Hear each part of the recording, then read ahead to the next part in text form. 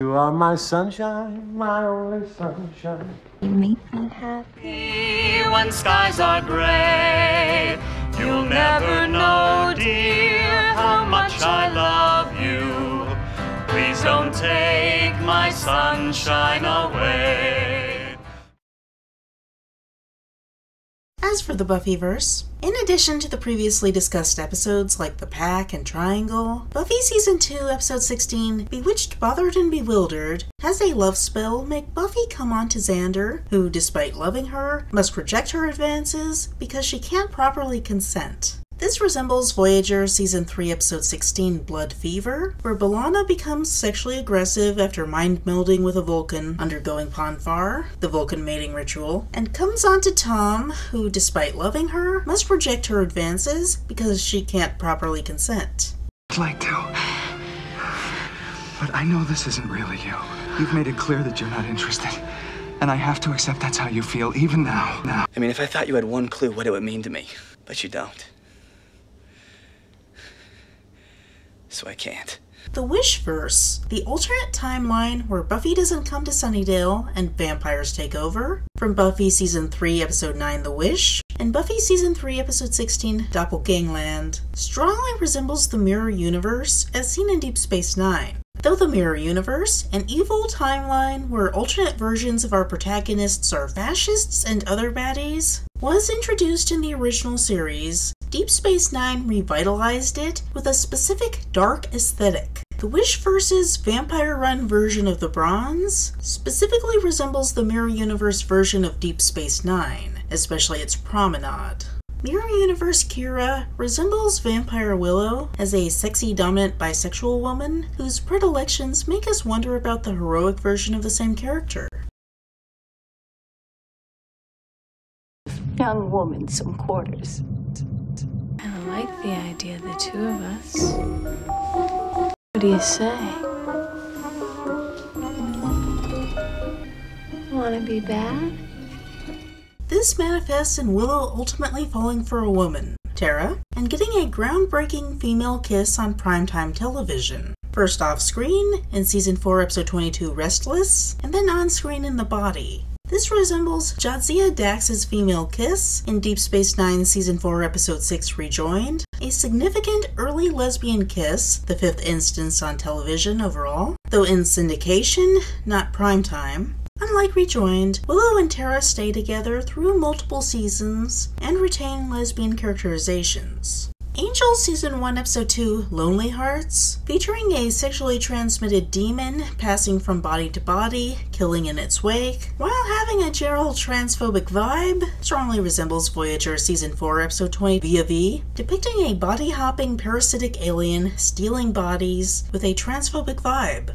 As previously mentioned, I Will Remember You bears a resemblance to Unforgettable. Angel becomes human, has a romantic time with Buffy, but decides that he needs to participate in the fight, and gets the Oracles to turn back time to prevent the incident that made him human. He tells Buffy what's going to happen, who sobs about the news that she will forget about this beautiful romance, even though it's about her timeline being overwritten. The Oracles do their thing, and Angel must now deal with the angst that comes with Buffy no longer remembering their time together. It doesn't make perfect sense, and it's probably a sign that a previous draft was about her memory and not time. Unforgettable depicts Chakotay falling for an alien who becomes forgotten if they're ever apart for more than a few hours. They have a beautiful romance until an interloper zaps her with a device to make her forget about him. She makes Chakotay promise to make her fall back in love with him after she forgets about him. However, her reverted self is cold, has no interest in being seduced, and Chakotay is left with the angst of knowing that he'll soon forget about her too. I can see where Whedon would have borrowed most of it for I Will Remember You, only to then distort its main theme by trying to work in the mythos that he borrowed from Deep Space Nine. I forget why I'm here. If I forget you, tell me all about us. Help me to remember. I'll never forget. I'll never forget. Angel Season 1 Episode 9 Hero is a Holocaust narrative depicting demons wearing Nazi uniforms, similar to Voyager Season 4 Episode 18 and 19, The Killing Game, depicting aliens wearing Nazi uniforms for a holodeck war game. Angel Season 1, Episode 11, Somnambulist, depicts Angel having dreams about his past identity as a serial killer at the same time as similar murders are committed, making him suspect that he has been committing them in his sleep. This resembles Deep Space Nine Season 7, Episode 13, Field of Fire, in which Ezri Dax has dreams about her past life as a serial killer at the same time as similar murders are committed, making her suspect that she has been committing them in her sleep.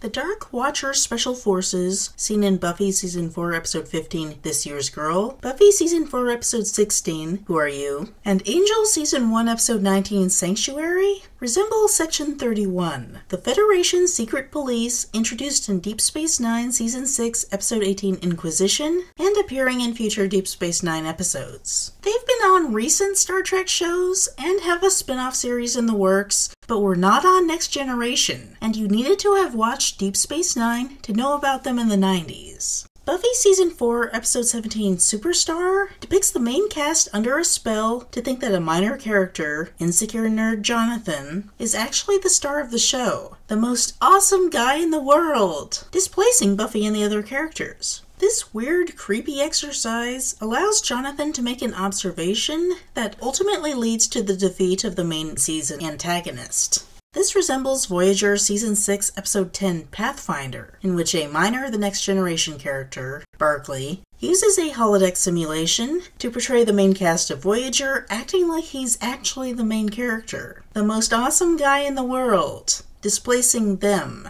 This weird, creepy exercise allows Barclay to solve problems that ultimately lead to Starfleet reestablishing communication with Voyager. Buffy's conversation with Jonathan at the end, and Troy's conversation with Barclay in the middle, share thematic similarities about the nerd's unhealthy means of satisfying his desire for friends. Give Barclay credit, at least he didn't rape anyone. Do you remember when you first came aboard the Enterprise?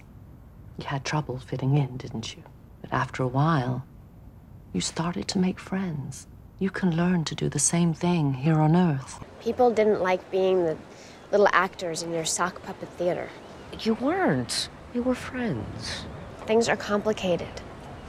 They take time and work. Buffy Season 4, Episode 18, Where the Wild Things Are, depicts Giles, the wise giver of exposition and fuddy-duddy nerd, taking up the hobby of singing classic rock as a performance art. He continues performances in the background, though not on screen. Similarly, Voyager Season 3, Episode 4, The Swarm, depicts the Doctor, the wise giver of exposition and fuddy-duddy nerd, taking up the hobby of singing opera as a performance art. He continues to hone his skills with both on-screen and off-screen performances. Buffy Season 4, Episode 19, New Moon Rising, depicts Willow's ex-boyfriend Oz showing up, expecting to pick things up where they left off, and causing trouble between her and her new beau, Tara. However, Oz proves to still be violent as a werewolf, and must move on. This is similar to Voyager Season 5, Episode 26, Equinox, where B'Elanna's ex-boyfriend Max shows up, expecting to pick things up where they left off, and causing trouble between her and her new beau, Tom. However, Max proves to be a war criminal and must be defeated. Throughout the 4th season, the Initiative uses taser guns that look an awful lot like the Voyager Type 3 phasers, Restless, in which the first Slayer tries to kill the protagonists in their dreams, bears resemblances to various episodes of Voyager. In Voyager Season 4, Episode 13, Waking Moments, in which an alien tries to kill the protagonists in their dreams, the vibe of Chakotay's dream feels like a rudimentary version of Whedon's style of depicting dreams, like he built upon this example.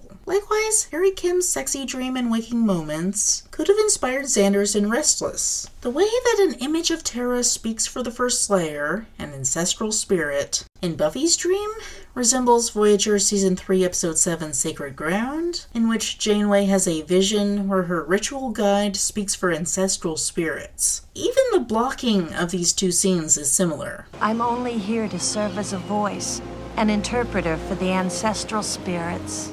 Not in my dream. I was borrowed.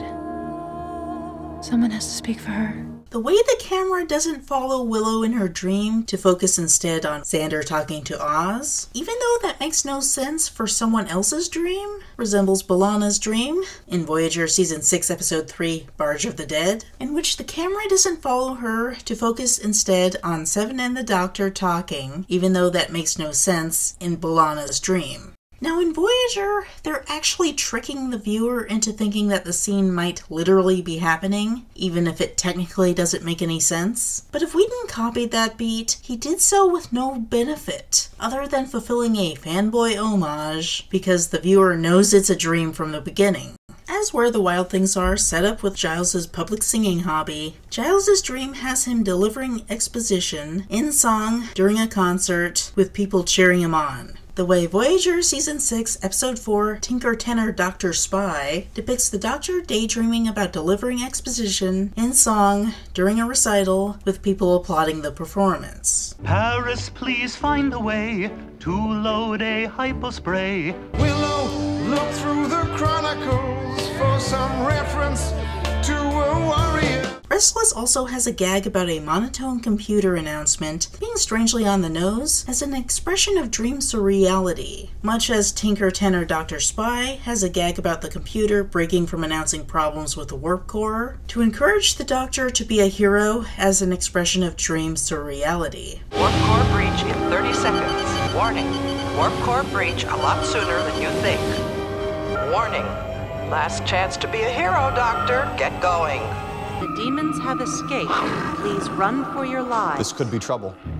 Xander's dream starts when he falls asleep watching Apocalypse Now on TV. He dreams about watching it, but can't perfectly remember the film, so it plays flat and surreal. He later dreams he's in a scene from the film. This resembles Voyager Season 6 Episode 14 Memorial, in which Tom falls asleep watching a war movie on TV, dreams he's still watching it and that he's in it, and later dreams a PTSD flashback, aliens inserted into his memories. This flashback is a metaphor for the Vietnam War, which is what Apocalypse Now is about.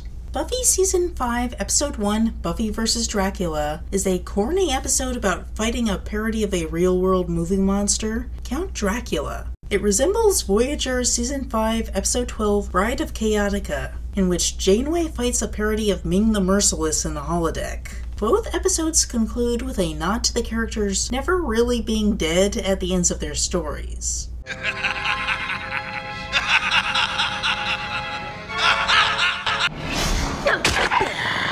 think I don't watch your movies? You always come back. Angel Season 2 introduces Lorne, a demonic lounge singer, who influences the main cast to sing karaoke at his club. He bears a resemblance to Vic Fontaine from Deep Space Nine, a holographic lounge singer who influences the main cast to sing karaoke at his club. That's why the lady is a scamp. And I need you today, oh Mandy.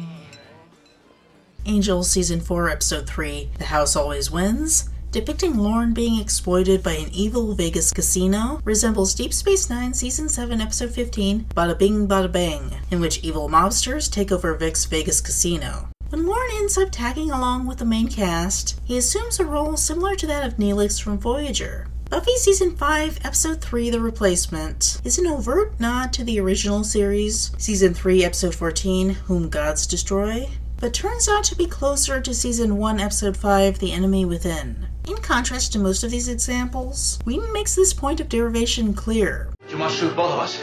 It's the only way to ensure the safety of the Enterprise. Kill us both, Spock.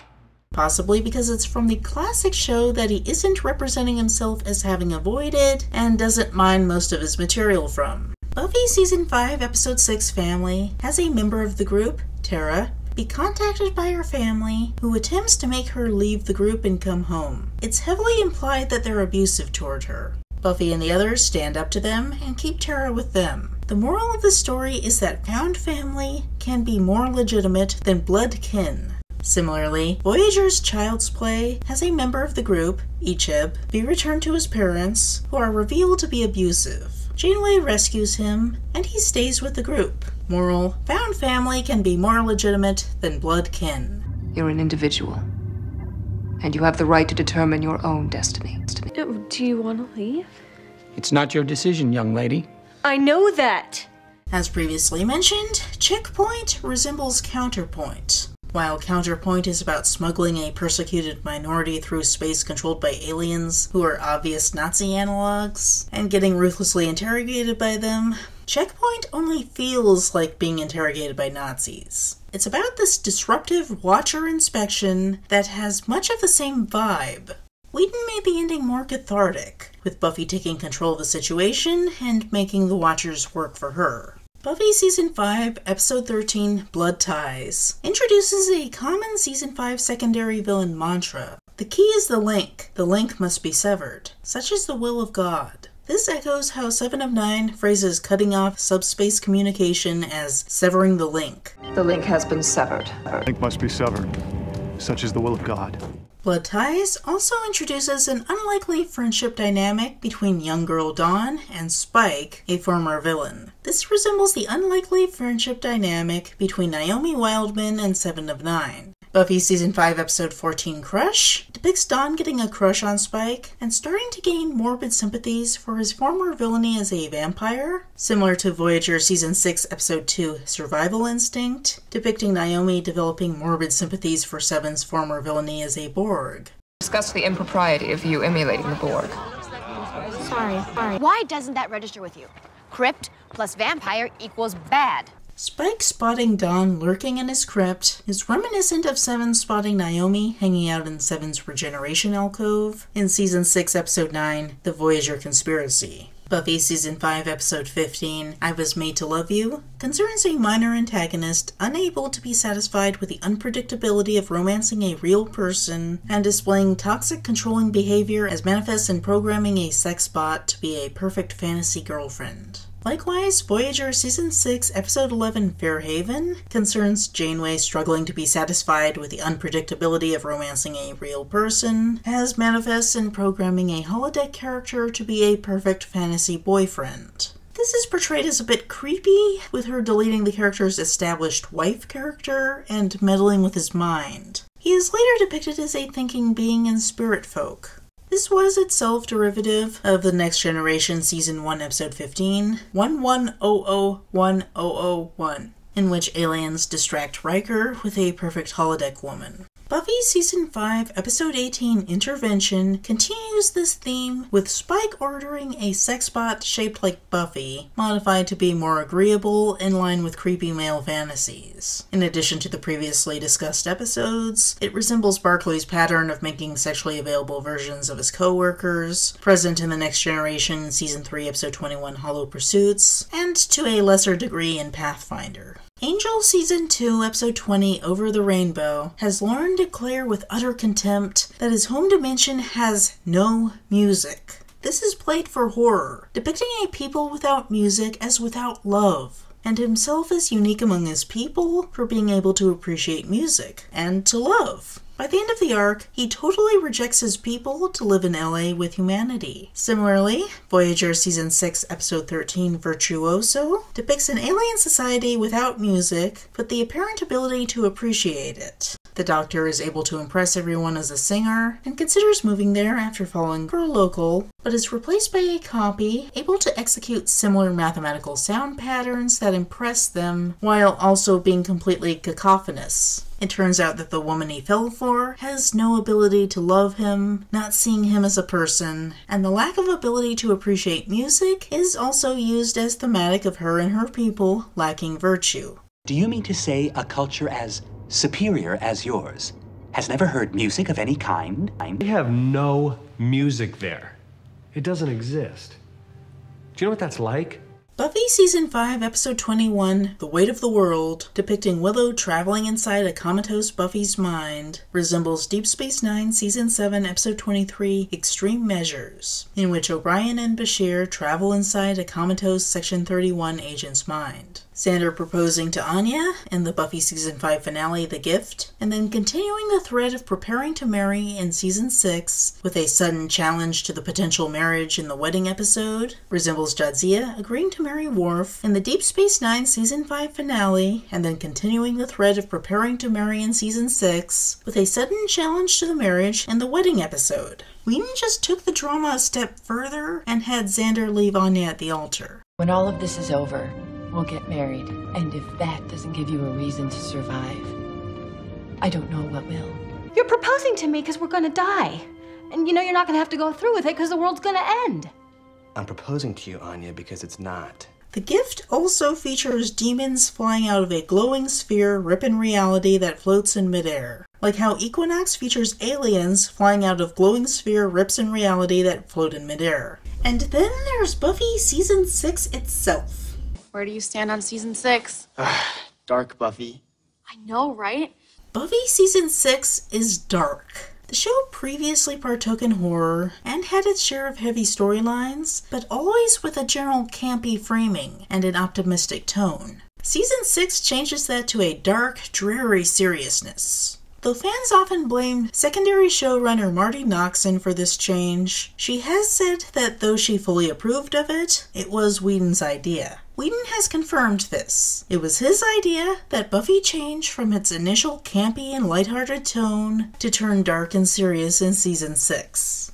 Guess what Voyager did? That's right, 5 seasons of campy lightheartedness, only to turn dark and serious in Season 6. This was an organic change as Voyager developed, acquiring and losing writers, and shifting priorities over the course of the show. What Whedon seems to have done was like a cargo cult, making the tone change for no other reason than Voyager did it, and he likes the show. Similar to the camera lingering with Xander and Oz in Restless. Angel Season 3 Episode 4 Carpe Noctem, in which a villain switches bodies with Angel, bears a few similarities with VV. Angel, in the villain's body, must deal with the suspicious orderly in a way similar to Tom, in the villain's body, dealing with the body-hopping alien's last victim. Likewise, the villain, in Angel's body, plays with Fred's feelings for Angel, just like the body-hopping alien, in Tom's body, plays with B'Elanna's feelings for Tom. Angel Season 3 Episode 6 Billy depicts Wesley having his mind addled by the villain of the week and preying on his love interest, Fred, in a creepy distortion of his feelings for her. She defeats him, he returns to normal, and then she goes to talk to him about the incident. He can't get past hurting her, even when she insists that it wasn't him, but something done to him.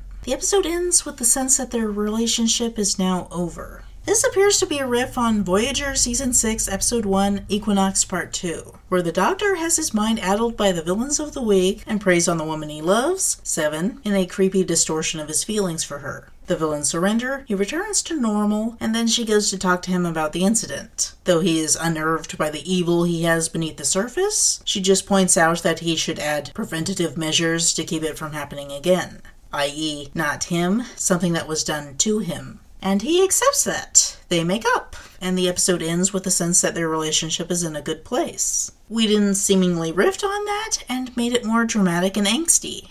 Angel Season 3 Episode 7 Offspring depicts a pregnant Darla attempting magical abortions, and when they fail, going to meet with the father, Angel, to discuss future plans. Darla treats the pregnancy as an invasion, tension rising throughout the episode until a dramatic climax, where she fights Angel to compel him to kill her, but he helps her embrace her pregnancy as a source of emotional wellness. And I'm pretty sure that Whedon wrote a pro-life message, but that's a rant for another time. This plot resembles Voyager Season 7 Episode 12 Lineage, where B'Elanna is pregnant but concerned about her part Klingon daughter suffering racism and attempts to use eugenics to erase her Klingon side. Tension rises to a dramatic climax where she tries to force the Doctor to do the procedure. Tom and her argue, and she eventually embraces the idea of raising a part Klingon daughter. This part Klingon element also resembles the part vampire baby element seen in later Angel episodes. Offspring also has Darla sing Danny Boy to get Lorne to read her aura. Similarly, Voyager's Fairhaven refers to the Doctor singing Danny Boy as part of a holodeck game. The Doctor's going to sing something called Danny Boy. Oh, Danny Boy, Buffy Season 6, Episode 8, Tabula Rasa, depicts a humorous alternate version of the story, where after losing their memories, the main characters make many incorrect assumptions about the way things are supposed to be. Among these is the idea that Giles and Anya are romantically involved, leading to a kiss that becomes awkward when their memories abruptly return. Going off of the idea that Giles is more or less the Doctor and Anya more or less Seven, this resembles the Doctor and Seven's doomed relationship in Voyager. Angel Season 3, Episode 8, Quickening, depicts a vampire cult worshipping Darla's unborn child as their savior. They end up fighting rival bad guy groups before Angel kills them all. This resembles Voyager Season 7, Episode 14, Prophecy, in which a Klingon cult worships B'Elanna's unborn child as their savior. They have a dispute amongst themselves, leading to a fight of rival factions, before Janeway convinces them that the prophecy has already been fulfilled and tells them to beat it. Buffy Season 6, Episode 13, Dead Things, has Spike seduce Buffy in the shadows and talks about her belonging in the dark with him, similar to Alice, depicting the living spaceship Alice, seducing Tom in the shadows and dropping a similar line. You don't belong here. You belong with me. Try to be with him, but you always end up in the dark with me. Buffy Season 6, Episode 14, Older and Far Away, notably has a minor character wearing a red shirt who gets injured to show how serious the situation is, as if in homage to the jokes about the original series often having doomed extras wearing the red shirts. Buffy Season 6, Episode 17, Normal Again, in which Buffy is drugged and appears to wake up from a delusion in a mental institution in the real world, resembles Deep Space Nine Season 6, Episode 13, Far Beneath the Stars, and its follow-up Season 7, Episode 2, Shadows and Symbols, in which Benjamin Sisko ambiguously gets visions of being a science fiction author in the real world, or might really be that author suffering delusions of being one of his characters. The second episode to feature this motif also has him in a mental institution. Both Normal Again and Far Beneath the Stars have a character switch back to their usual persona, all seems well, and then there's a Twilight Zone twist ambiguously suggesting that world is actually the delusion. Buffy Season 7, Episode 8, Sleeper, depicts the first evil, a non-corporeal entity exclusively appearing as visions of people standing nearby that other people don't see, using a song as a mind control trigger to make Spike, a good guy who doesn't want to hurt anyone, into a monstrous lackey going around killing people and turning them into vampires, evil versions of themselves. When he's not in the state, he has complete amnesia over the events and slowly becomes aware that he's been doing this, investigating himself. Buffy confronts him, and he looks past her to the first evil, who she can't see. The vampires he created attack her, but he ultimately comes to his senses, and Buffy is able to kill them off. This bears a strong resemblance to Repression, in which a Bajoran uses a religious chant as a mind control trigger to turn Tuvok, a good guy who doesn't want to hurt anyone, into a monstrous lackey, attacking people and spreading mind control to make their Maquis personalities reassert and turn them into evil versions of themselves. While in the state, he perceives the Bajoran as a non-corporeal entity only he can see. He investigates himself, slowly becomes aware of what's going on, and Janeway confronts him while he stares at the Bajoran no one else can see. The evil Maquis he created attack her, but he comes to his senses and helps fight them off. Angel Season 4, Episode 6, Spin the Bottle, has Fred address Lorne, an incredibly made-up non-human character, in his own language. She intends to say something wholesome, but ends up saying something lewd. Similarly, Voyager Season 6, Episode 18, Ashes to Ashes, has Harry address Ballard, an incredibly made-up, non-human character, in her alien language, and accidentally speaks gibberish. We can see Whedon taking inspiration from the basic joke and spinning it to his sexually charged tastes. I taught myself to say a few words in Kabali. That's very sweet of you. But you just told me the comets are tiresome. Charon Nebrun. Kaya no metek. I said, I may be prepared to shout a joyful chant. And I said, may your words please the gods. Say, may your words please the gods, so much as may you orally please the gods. Buffy Season 7, Episode 13, The Killer in Me, has Spike's brain microchip malfunction and cause him extreme pain, prompting Buffy to contact the people who implanted it in the first place, the Initiative, leading a trip to their former compound. Dark and full of bodies, yet with soldiers camped out there. This resembles Voyager Season 7 Episode 2 Imperfection, in which Seven's brain microchip malfunction threatening her life causes Janeway to look for a Borg replacement, leading to a trip to a destroyed Borg cube, which is dark and full of bodies, but with alien bad guys camped out there.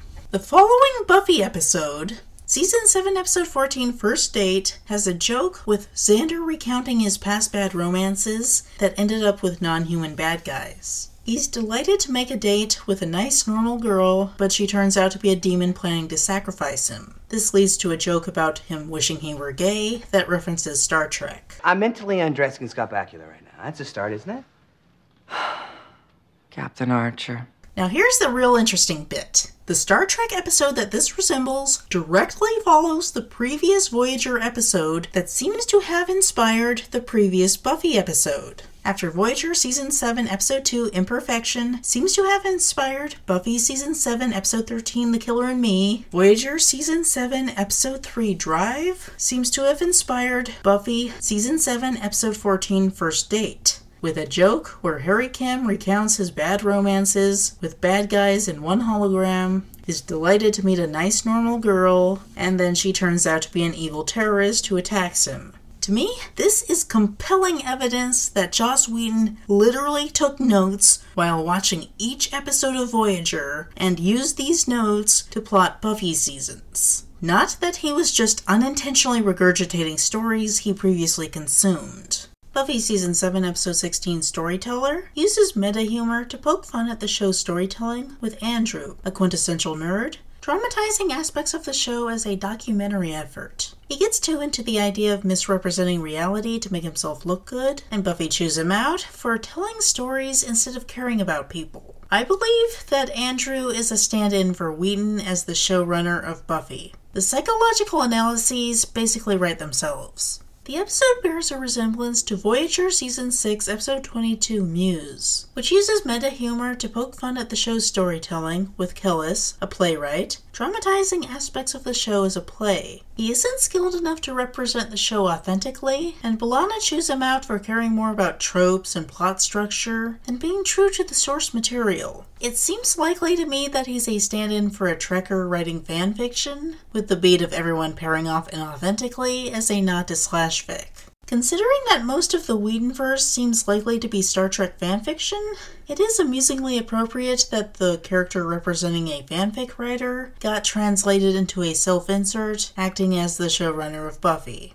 Specific daydreams Andrew has, interpreting scenes in past episodes dramatically different to make himself look better, resembles the Doctor's similar dishonest account of past Voyager episodes in Season 7 Episode 19 Author. The end arc of Angel Season 4, beginning in Season 4 Episode 17 Inside Out, with the birth of Jasmine, sees the main characters and most everyone else enslaved by her mind control. Only a few characters, starting with Fred, can see her as a monster. They become a hunted guerrilla force opposed by their whole society. This resembles Voyager Season 7 Episodes 16 to 17, Workforce, in which many characters are enslaved by alien mind control, and only a few characters, starting with Chakotay and Neelix, concede the reality. They try to save their friends as a hunted guerrilla force opposed by the alien society. As for why Jasmine is played by Gina Torres, perhaps part of it has to do with Sarah Sisko also being a black woman and Jasmine being derivative of the general character.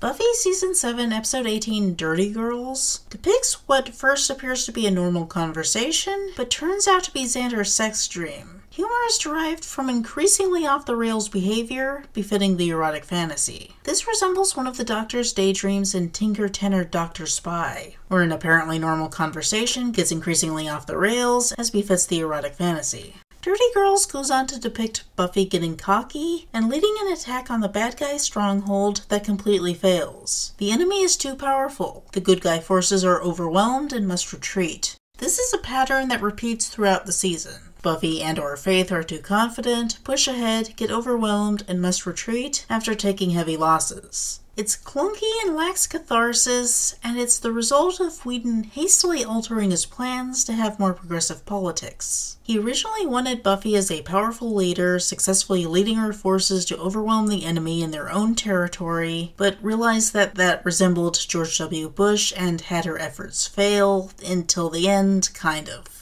The original idea resembles the Voyager finale endgame, with Janeway as the strong leader taking her forces into the Borg stronghold and being successful at destroying it. Angel Season 4 Episode 19 The Magic Bullet has a dramatic climax where Fred shoots a bullet through Jasmine to hit Angel as a means of transferring her blood into him. This resembles a scene from Voyager Season 7 Episode 13 Repentance, in which an escaping prisoner is shot through the holographic doctor. The depiction of Jasmine's original conquered world, seen in Angel Season 4 Episode 20 Sacrifice, and Season 4 Episode 21 Peace Out, bears a distinct resemblance to the Prophet's home inside the wormhole in Deep Space Nine, a dark, gray-tinted world with a craggy rock face. The Buffy season finale has the main characters go to a giant cavern to fight the Obervamps, where Spike sacrifices himself by channeling sunlight into a wave of fire that ultimately consumes him. This is similar to the Deep Space Nine series finale, where they go into a giant cavern filled with fire to fight the Pa Wraiths, and Kai Wynn is consumed in flames. Meanwhile, the climax, a chase scene in a bus to outrun a collapsing city, resembles the Voyager season finale with a chase scene in the ship to outrun a Borg sphere. Also, Buffy facing the first evil wearing her face resembles Janeway dealing with a more aggressive version of herself from the future,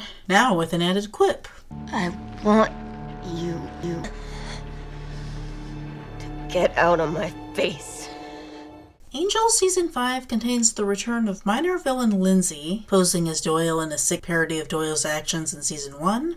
Reportedly, Whedon wanted to bring back Doyle himself as a villain, but was forced to make the substitution when Doyle's actor died. This parallels the treatment of the character Kes in Voyager, a good guy who departs the show on good terms but comes back as a villain. The Lindsay being villainous was seemingly resolved by the time that he departed. His history of villainy makes this change less jarring than it would have been with Doyle, as it was with Kes. It still feels kind of off though, making it another example of Whedon's cargo cult homages just for the sake of being a fanboy. He didn't really have a great master plan for pacing or anything like that. It was just a cargo cult decision. He's a fan of a show, so he does stuff like the show.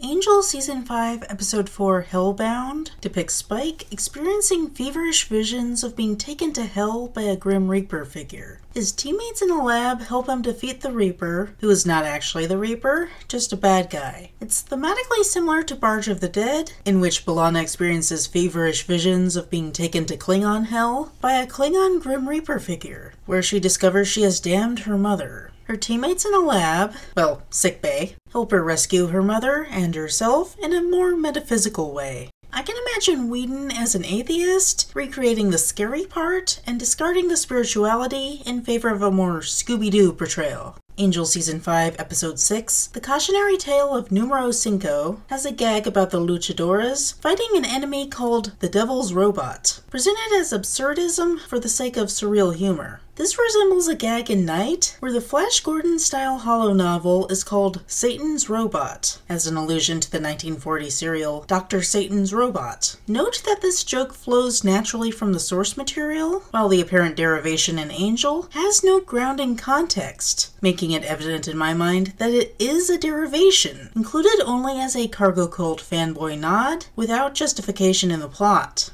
This is the final chapter. Satan's robot conquers the world. We can't stop now. Perhaps you can teach a course at Starfleet Academy. Satan's Robot, an historical overview. The devil has built a robot! Angel Season 5 Episode 11 Damage has a Slayer recover memories of Spike torturing her, leading to her attacking him, but it turns out that her mental illness led her to confuse memories of a different guy torturing her with Slayer ancestral memories from another person. This resembles Voyager Season 4 Episode 17 Retrospect, in which Seven recovers memories of a man medically violating her, leading to her attacking him, but it turns out that she was confusing her memories of him with memories of the Borg assimilating her. Now, Voyager uses this as commentary on psychologists trying to recover memories of abuse, and instead generating fake memories that terrorize the patient and hurt the designated abuser, who is innocent of the crimes they're accused of. This is a recognized phenomenon in the real world. However, Angel doesn't have that subtext, while having the same twist that the designated abuser is innocent in a context where that makes it needlessly complicated. Spike is a former abuser seeking redemption. This is a key aspect of his character. The end scene even emphasizes this. Making him innocent here makes no sense except as a cargo cult development just because Voyager did it. Angel Season 5, Episode 13, Why We Fight, involves Angel descending into the depths of the ocean to board a trapped submarine and help the crew while the bulkheads burst around them. It bears a resemblance to Enterprise Season 1, Episode 14, Sleeping Dogs, in which an away team descends into the depths of a gas giant to board a trapped bird of prey, while the bulkheads reportedly burst on other decks. In Angel Season 5, Episode 15, A Hole in the World, the main characters get caught up arguing who would win in a fight, astronauts or cavemen. This is the literal plot of Voyager Season 3, Episode 1, Basics Part 2, where the advanced spacefaring crew are marooned on a primitive planet and forced to interact with a hostile group of Paleolithic aliens. Though the crew know more science, the aliens understand practical matters better on their home turf and generally have an advantage. A fitting end for a people who would not share their technology. Let's see if you manage to survive without it. Do the astronauts have weapons? No. A Hole in the World also prominently features two characters singing lines from You Are My Sunshine, similar to an extended rendition in Voyager Season 5, Episode 22, Someone to Watch Over Me, as I featured in this video's opening. A Hole in the World ends with Fred, a beloved female character, suffering identity death as her mind is taken over by a Lovecraftian monster called Illyria, indicated to be a male character, God King of the Primordium. The resultant character is a monstrous female being with a blue color theme and makeup on the top part of her forehead, whose merged personality is portrayed as a horrific violation, perverting the memory of Fred. The references to her past as a male being are used to unnerve, using transphobia for horror. This appears to be derivative of the character of Dax on Deep Space Nine, a Trill, which is a symbiotic organism that melds with different people. Jadzia, who wears blue and has makeup on the top part of her forehead, and Ezri Dax are women who share personality imprints from other people that Dax used to be joined with, including a few men. Benjamin Sisko previously knew Dax as an old man, and now affectionately refers to the latest feminine Dax as Old Man. It's good to see you too, old man. It's a positive queer element, as is signaled by the inclusion of the reclaimed pink triangle in the first Trill episode on The Next Generation. Whedon apparently twisted that into a transphobic manifestation, because he's a TERF. God King of the Primordium! Why did he want to kill off Fred? Possibly because Jadzia was killed off and Ezri took her place. Behind the scenes of Deep Space Nine, Jadzia was killed off because the showrunner was being a dick to the actress, asking for less screen time in the next season, making killing off Fred an homage to Deep Space Nine another cargo cult plot development not done for any reason other than Whedon being a fan of the other show. That would definitely explain why Fred's death is so jarring, not really resolving the character to even the extent that Cordelia's is. She at least gets a proper send-off, even with the showrunner being a dick to the actress. Angel Season 5, Episode 19, Time Bomb, has Illyria's manipulation of time go haywire, sending her to different moments in the episode's plot out of sequence. This resembles Voyager Season 7, Episode 11, Shattered, in which Chakotay travels to different moments in the overall series plot out of sequence as he moves around the ship. The ship seems to have been fractured somehow. Fractured? Different areas seem to exist in different time periods. Your progression tore my timeline into shreds and stitched it back together out of sequence. On a more general note, Angel's low emotional expression, especially early on, is explicitly compared to that of Vulcan's in Angel Season 1, Episode 6, Sense and Sensitivity. Mr. and Mrs. Spock need to mind meld now.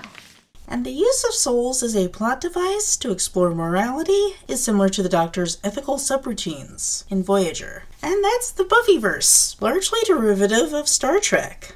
But the derivative Whedonverse doesn't end there. There's also Dollhouse, the MCU, and beyond! Dollhouse is a series about mind control technology victimizing people in a socialist metaphor for capitalism, and specifically sex trafficking. There are a series of protocols programmed into people, such as the one where a person's memories are erased, they're put into a docile state, and they have the exchange. Did I fall asleep? For a little while. This resembles an exchange in Enterprise Season 3, Episode 3, Extinction, after a programmed virus erases people's memories and implants new ones. How long was I asleep? Only for a few minutes. Did I fall asleep? For a little while.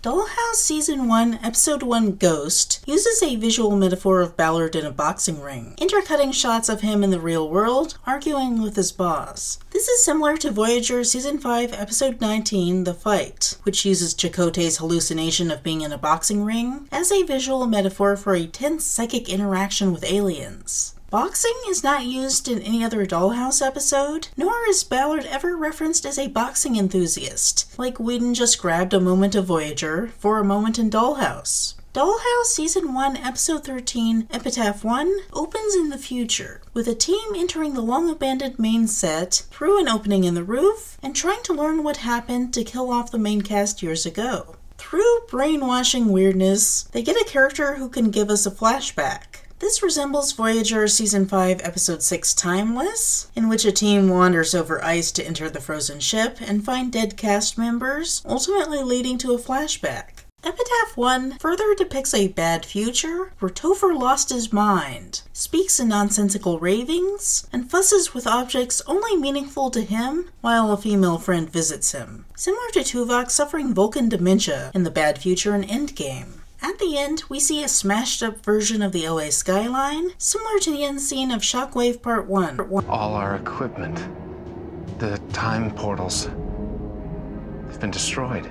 Kids playing with matches. And they burned the house down. Which also depicts a bad future as part of a Season 1 cliffhanger. Timeless also bears a distinct resemblance to the beginning of Captain America: The First Avenger, which Whedon did script doctoring for, depicting the entry of a ship frozen in ice, the body of Cap, and a flashback to learn what happened. Yeah, that probably came from Star Trek. Remember Loki screaming at people to kneel in the Avengers? Similar to a bit in Bride of Chaotica, where the bad guy's minion, goofily wearing a grandiose costume, with a big weird helmet, screams at two aliens to kneel. We can see how Loki might be an exaggeration of that bit in Voyager. Even the dialogue matches up almost perfectly. Before His Majesty. I said, kneel! Kneel before me, I said. Kneel! And then there's Titan AE. Yeah, I bet you forgot that Whedon came up with that story. The climax involves the protagonists, after having been menaced by aliens made of energy throughout the movie, realizing that they can charge their spaceship by tapping into their enemy, vampirically draining them. The energy that has been hostile to them throughout the whole plot is actually a useful resource that can allow them to win the battle. This resembles the climax of Voyager Season 6, Episode 7, Dragon's Teeth, in which the protagonists, after having been menaced by the radioactive particles in a planet's atmosphere, realize they can charge their spaceship by tapping into it and being able to escape their enemy. The Federation is less aggressive, after all. The general plot of Titan AE, about humans separated from their planet by genocidal aliens and now at the mercy of aliens as they try to establish a new homeland, resembles two things: Jewish diaspora narratives and Voyager. I have no idea what Jewish influence made Whedon so intrigued with the genre, given that he was raised Christian and doesn't mention anything about it in his biography, but Jewish themes do show up a lot in his works. And the rest, more or less, is Voyager. Ladies and gentlemen, we got him. If Joss Whedon happens to find this video, I imagine his face would look something like this. Yeah, Joss Whedon isn't a writing god.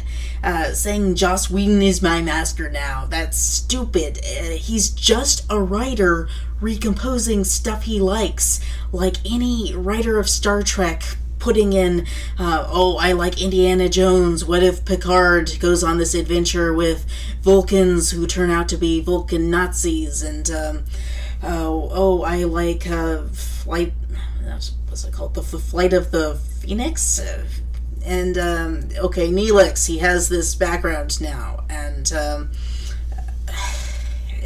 yeah, you know, he's just a writer recomposing works he likes into other stuff, and he's a good writer. He does so with a Shakespearean flourish, little postmodern Valley Girl spin, but at the end of the day, he's just a writer recomposing work like any fanfiction writer. Yeah. This glorification of the individual is irrational. The Doctor is merely reproducing the work of others. Let this stand as a tribute to the Whedonverse, not as an example of a man's masterful storytelling that sprung fully formed from his brow, but as a link in a chain, with visible links of derivation spreading out into the past, and visible links of derivation spreading out into the future. Let this be a tribute to storytelling as a derivative art form. Let's honor the people who inspired the Whedonverse.